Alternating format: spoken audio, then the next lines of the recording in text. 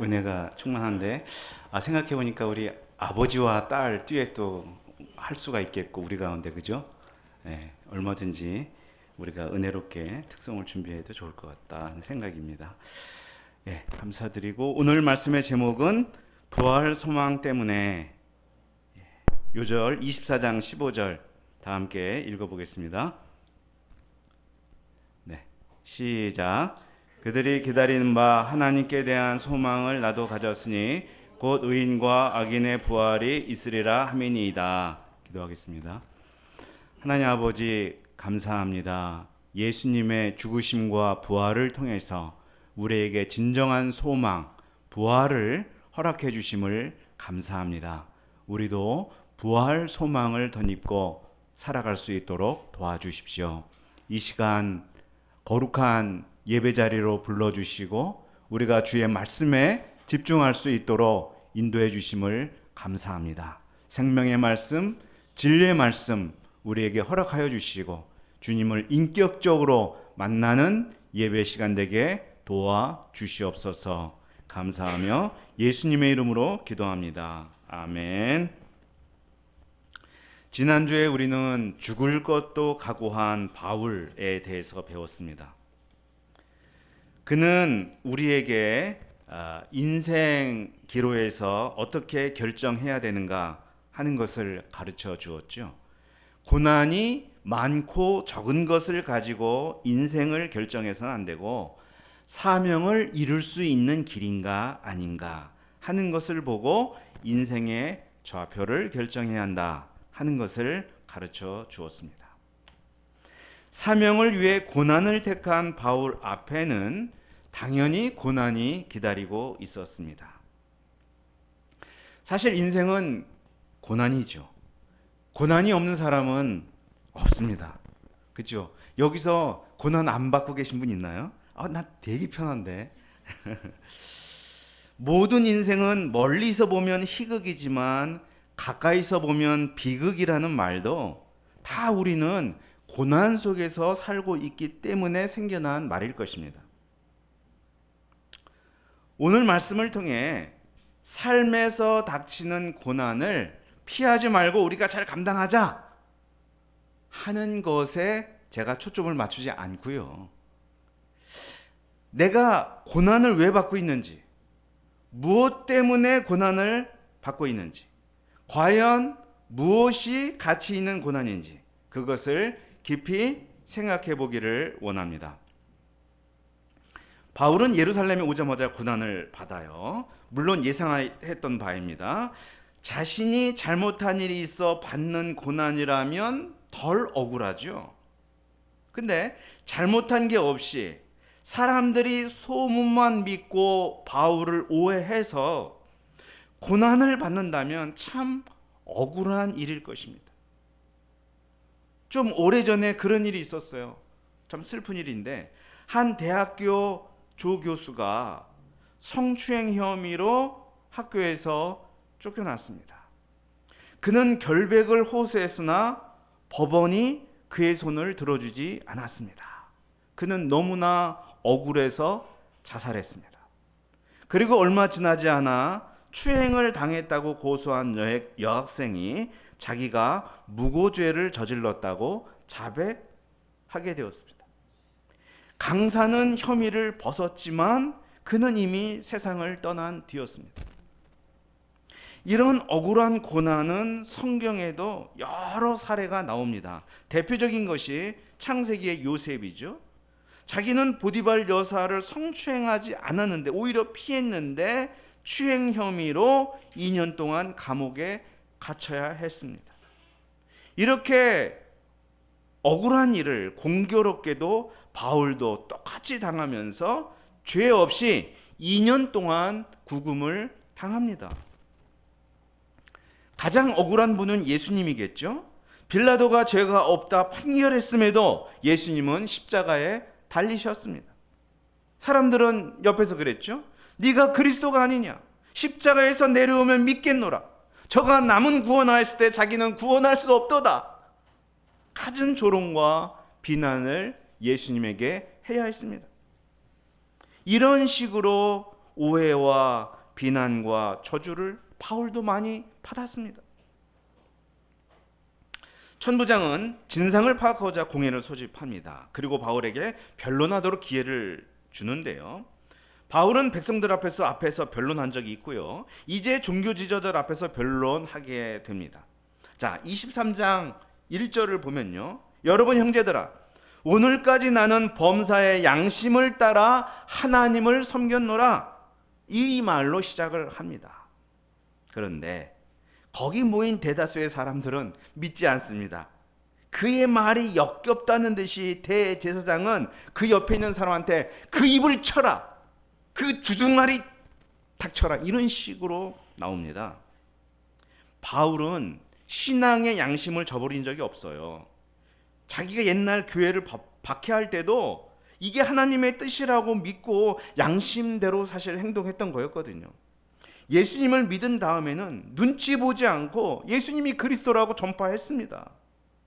동족 유대인을 얼마나 사랑했습니까? 가는 곳마다 회당을 찾아서 그들에게 복음을 전했습니다. 유대인들을 위해 구제헌금을 모아서 지금 가지고 왔습니다. 이 모든 것은 신앙의 양심을 따라 한 일이었습니다.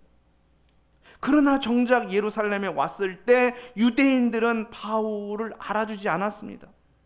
3차 전도여행을 마치고 죽을 것도 각오하면서 이곳에 왔지만 이런 바울의 진심을 알아주는 사람은 아무도 없었습니다. 양심을 따라 섬겼다는 그 한마디에 참지 못하고 그 입을 치라고 하는 이런 수모를 받아야 됐습니다.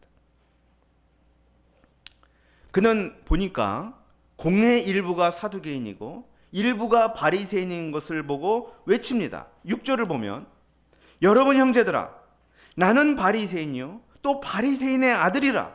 죽은 자의 소망 곧 부활로 말미암아 내가 신문을 받노라. 그는 자신이 어려움을 겪는 이유가 죽은 자의 소망, 부활 때문이라고 말합니다. 이것만 아니라면 이런 고난 받지 않을 수도 있었는데 이 소망 때문에 내가 어쩔 수 없이 고난을 받는다는 것입니다. 소망 때문에. 소망이 뭐예요? 소망은 바라는 거, 희망하는 거, 기대하는 거예요. 한 사람이 소망하는 것이 그 시대 혹은 그가 속한 사회와 조화되지 못할 때 그 사람은 반드시 고난을 받습니다. 예를 들어 볼게요. 일제강점기 시절에 조국의 자주 독립을 소망하던 분들은 일본 제국주의 체제를 수호하려는 집단으로부터 고난을 받지 않을 수가 없었습니다. 전관예우라는 말 아시죠? 전관예우가 없는 세상을 꿈꾸는 법조인은 전관예우가 지배적인 사회에서 당연히 고난을 받을 것입니다. 요즘 MZ세대에 개인 취미 생활을 선호한다고 하는데요.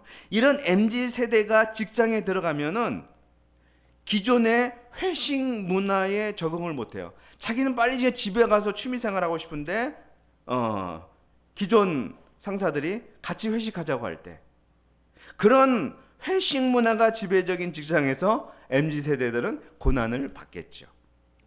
내가 소망하는 것이 시대가 원하는 것과 다르면 고난을 받습니다. 그러면 바울이 희망하는 게 뭐예요? 죽은 자의 소망, 부활이라고 말했습니다. 그가 부활 때문에 고난받는다는 것은 무엇을 의미하는 거예요? 그 시대, 그 사회는 부활을 소망하지 않았다. 적어도 부활과 친하지 않다라는 것을 말하는 거예요. 그 시대 이스라엘의 최상위층 기득권자 누구예요? 대제사장 사두개인. 사두개인은 내세도 영생도 부활도 믿지 않는 자들이었습니다. 당시 이스라엘과 세상을 다스리는 로마 제국 마찬가지였습니다. 그들은 부활을 믿지 않았습니다. 유일하신 하나님을 믿지 않았습니다. 현세의 부와 명예를 추구하는 세계 안에서 부활은 설 자리가 없는 거예요. 바울이 무엇을 잘못해서 나쁜 짓을 저질러서 고난받는 게 아닙니다. 그 시대가 선호하지 않고 용납하지 않는 부활을 소망하기에 고난을 받는 것입니다. 이렇게 그 시대의 주류의 흐름과 달라서 고난받는 사람을 영어로 뭐라고 부르느냐? Residential Alien. 거주하는 외계인. 그렇게 불러요. 그곳에 거주하기는 하는데 영원히 이방인으로 살아가는 사람이란 말이에요. 바울은 로마 시민권을 가졌지만 로마 제국 내에 거주하는 이방인이었습니다. 부활 소망 때문이죠. 그 시대의 주류가 볼 때 바울은 빨간색으로 작용화된 용공분자였습니다. 그 시대는 이 몸은 악한 것이라고 말하는데 바울이 전하는 부활은 이 몸이 선한 것이라고 말합니다. 그 시대는 이 세상이 전부라고 말하는데 부활은 이 세상은 영혼으로 가는 출발점이라고 말합니다. 그 시대는 죽으면 다 끝이라고 말하는데 부활은 죽은 자와 산 자의 심판이 있고 선한 자와 악한 자의 의로운 보상이 있다고 말합니다. 부활은 로마 제국이 추구하는 가치 체계를 전복시켰습니다. 그래서 예전에 바울이 빌립보에서 있을 때 그곳 로마 사람들이 뭐라고 말을 했냐면 우리가 받지도 못하고 행하지도 못할 풍속을 전한다며 바울을 고발했습니다. 이런 전만이 아닙니다. 바리새파를 중심으로 한 유대인들은 부활을 믿었어요. 그러면 그들은 바울을 핍박하지 말아야죠. 그러나 핍박한다는 면에서는 사두개인과 바리새인도 마찬가지예요. 왜 그렇죠? 그 부활이 죽으시고 부활하신 예수님 안에서 이루어진다고 전했기 때문입니다. 예수님을 십자가에 못 박은 자들이 그들이에요. 신성 모독죄로 처형한 자들이 그들이에요. 부활을 인정해도 예수를 통한 부활은 눈에 흙이 들어와도 인정할 수가 없어요. 그러므로 예수님의 부활은 그들의 숨은 죄를 까발리고 민낯을 보여주는 가장 강력한 무기였습니다. 그러니 부활을 소망하는 바울이 어떻게 고난을 피해갈 수가 있겠습니까? 바울의 이 부활 선언으로 공회에서는 난리가 났습니다. 사두개인과 바리새인 사이에 막 다툼이 벌어졌어요. 그 와중에 바울은 이리 치이고 저리 치면서 몸이 찢겨질 것 같았습니다. 그러자 심각성을 느낀 천부장은 얼른 바울을 무리 가운데 빼내어 그가 근무하는 영내로 옮겼습니다. 참 부활 소망이 좋긴 한데 바울이 제명에 죽지 못할 것 같아요. 그날 밤에 주께서 바울에게 나타나서 그 곁에 서셔서 말씀을 하십니다. 23장 11절을 보면요, 담대하라, 네가 예루살렘에서 나의 일을 증언한 것 같이 로마에서도 증언하여야 하리라. 고난을 받지만 겁내지 말라는 것입니다. 예루살렘에서 증언한 것처럼 로마에서도 반드시 증언할 거라고 하십니다. 고난이 하나님의 계획을 거스릴 수 없어요. 사람도 막을 수가 없어요. 하나님의 뜻이고 의지이기 때문에 그대로 성취가 되는 거예요. 그렇기 때문에 고난은 오히려 하나님의 뜻을 성취하는 촉매제로 쓰이는 거예요. 하나님이 로마에서도 증인으로 사용하겠다고 말씀을 하시는데 뭐가 두렵겠습니까? 바울에게는 고난이 있지만 승리도 보장되어 있다는 사실을 깊이 믿어야 했습니다. 이 바울의 거침없는 변론에 자기들끼리 막 분열이 되자 강경 유대인들은 분해서 견딜 수가 없었습니다. 바울을 죽이기 전에는 먹지도 않고 마시지 않겠다고 결의한 자들이 무려 40여 명이나 생겼어요. 그들은 바울을 공회에 다시 초청하는 척하면서 매복하였다가 죽이고자 했습니다. 그러나 로마에서도 바울을 증인으로 세우고자 하시나 하나님이 이런 음모 하나 처리하지 못하시겠습니까? 마침 공모하는 무리 중에 누가 있었냐? 바울의 조카가 있었어요. 바울의 누나의 아들이 있었어요. 그는 내부 고발자가 되었습니다. 바울에게 이 얘기를 흘려주었어요. 바울은 조카를 천부장에게 인도하여 유대 암살단들의 음모를 알려주었습니다. 천부장은 암살단의 10배가 넘는 보병, 창병, 기병으로 바울을 호위하여 가이사랴에 있는 총독 벨릭스에게 인계하게 됩니다. 이제 바울의 거주지는 예루살렘에서 가이사랴로 옮겨졌고요. 가이사랴는 로마에서 약 100km 예루살렘에서 100km 떨어져 있기 때문에 로마까지 가는 길이 약 100km 정도 더 가까워졌습니다. 하나님의 뜻은 조금씩 더 가깝게 이루어져 가고 있었습니다. 이제 바울을 죽이고자 하는 자들은 가이사랴로 직접 찾아왔습니다. 대제사장 아나니아와 변호사 더둘로라는 사람이 총독 앞에서 바울을 고발하는 내용이 24장이죠. 그렇게 얘기해요. 바울은 전염병 같은 자요, 유대인을 소란스럽게 하는 트러블 메이커요, 나사렛 이단의 우두머리라고 막 공격을 합니다. 악랄하고 근거 없는 비방이었어요. 마음이 강하지 못하면 막 연병 같은 놈 막 이런 얘기 들으면 마음이 참 힘들 것 같아요. 바울은 이 더둘로의 비방 후에 아주 침착하게 냉정하게 변론을 합니다. 자기가 예루살렘에 올라온 지 12일밖에 안 되는 사람인데 내가 무슨 소란을 피우거나 선동하거나 그럴 시간이 어디 있냐, 또 그것을 본 증인이 있느냐, 세워봐라, 없지 않냐. 팩트에 기초해서 그는 사실을 얘기합니다. 그리고 앞에서도 이야기했던 것이지만 14절부터 16절을 분명하게 밝히고 있습니다. 자, 24장 14절부터 16절을 우리 다 함께 읽어 보겠습니다. 네, 시작.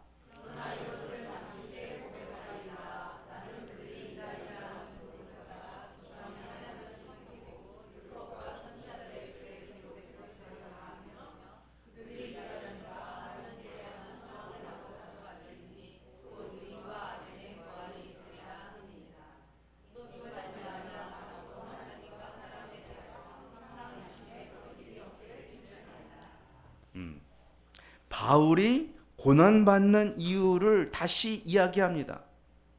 그는 하나님을 섬겼습니다. 율법과 선지자들의 글에 기록된 전부를 믿었습니다. 그의 고난은 하나님을 섬기지 않아서 생긴 고난이 아니라 섬기기 때문에 생긴 거고, 성경을 믿지 않아서가 아니라 믿었기에 생긴 고난이었습니다. 양심의 거리낌이 없을 정도로 하나님을 섬기고 말씀을 믿는 충성스러운 태도 때문에 고난을 받은 것입니다. 그리고 하나님을 향한 소망, 의인과 악인이 최후에 부활할 것이라는 그 부활 소망 때문에 고난을 받아야 했습니다. 부활을 소망하고 하나님을 믿어도 더 분명하게 믿는 자세 때문에 고난을 받는 것입니다. 우리는 왜 고난을 받는가? 내 인생은 왜 어려운가? 한번 바울과 비교를 해보십시오. 저는 이 바울을 생각하다가 갑자기 우리나라 고려말 포은 정몽주와 이방원이 생각이 났습니다. 이성계의 셋째 아들 이방원이 정몽주를 회유하려고 했잖아요. 그래서 하여가라는 시를 짓잖아요. 이런들 어떠하며 저런들 어떠하리, 만수산 드렁치기 얽혀진들 어떠하리 하면서 우리도 한 세상 얽히고 설켜져서 살아가자고 이런 식으로 얘기를 하지 않습니까? 그때 정몽주가 단신가로 화답을 하잖아요. 이 몸이 죽고 해볼까요? 그 다음에 100번 고쳐주고 백골이 도 되어 넋이라도 있고 없고 님 향한 일편단심이야 가실 줄이 있으랴, 이렇게 화답했잖아요. 한 하늘 아래 두 개의 태양이 없듯이 두 명의 군주를 섬길 수 없다는 충정심이 그를 죽음으로 몰고 간 거잖아요.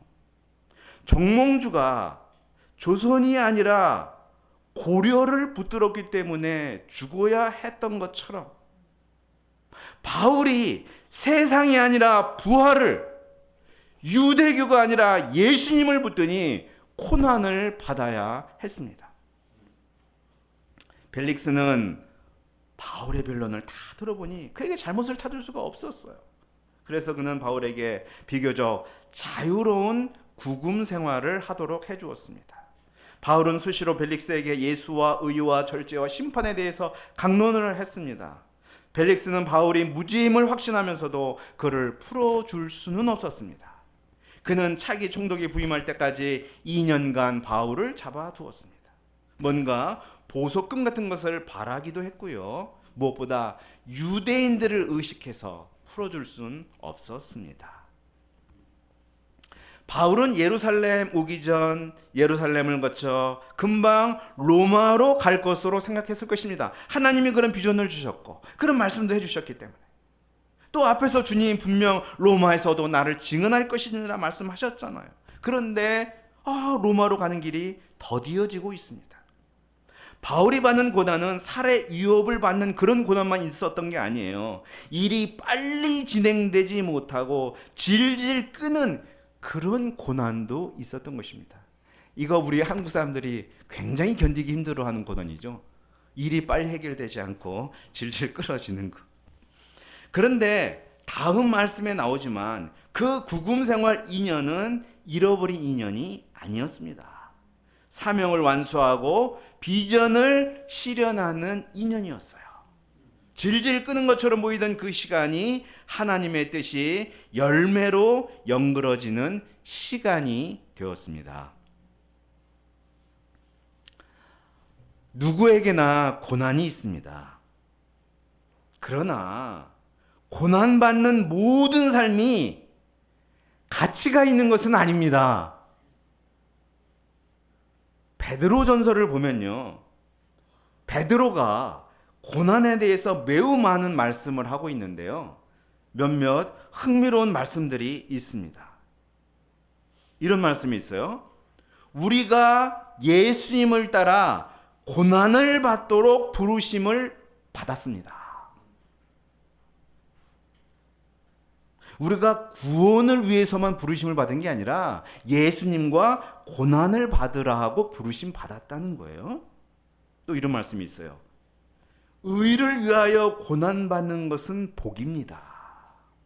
선을 행함으로 고난받는 것은 아름다운 일입니다. 그런데 죄가 있어 맞고 참는 것은 칭찬이 없습니다. 도둑질이나 악행이나 남의 일을 간섭하는 것으로 고난받는 것은 부끄러운 일입니다. 이런 말씀을 했어요.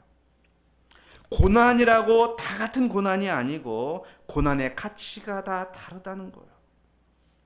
나는 무엇 때문에 고난받고 있으며 또 참으면서 살아가고 있습니까? 우리가 이렇게 살아도 고난을 받고 저렇게 살아도 고난을 받는데, 이왕 고난받는 것, 부활 소망 때문에 고난받고 예수님 때문에 고난받고 똑부러지게 믿고 살려고 하기에 바울처럼 고난받는 그러한 삶이 될 수 있기를 기도합니다. 그런 분들에게 하늘의 위로와 하나님이 부어주시는 복이 넘칠 것을 믿습니다. 이 세상과 다른 가치관을 갖고 살아가기 때문에 고난을 겪는 우리 주변 동역자들을 서로 뜨겁게 사랑하고 격려하는 우리 대학로 공동체가 되기를 소망합니다. 기도하겠습니다. 하나님 아버지, 감사합니다. 바울이 왜 고난을 받는가? 그가 잘못해서 악을 행해서가 아니라 그 시대가 받아들일 수 없는 부활을 소망하기 때문에, 또한 예수님 때문에 고난받는 것을 배우게 도와주심을 감사합니다. 우리가 나의 죄 때문에 고난받을 것이 아니라 이미 고난의 삶을 살 거라면 우리가 부활 소망 때문에, 예수님 때문에 더 올곧게 살고자 하는 태도 때문에 고난받을 수 있도록 도와주시기를 간절히 기도합니다. 감사하며 예수님의 이름으로 기도합니다. 아멘.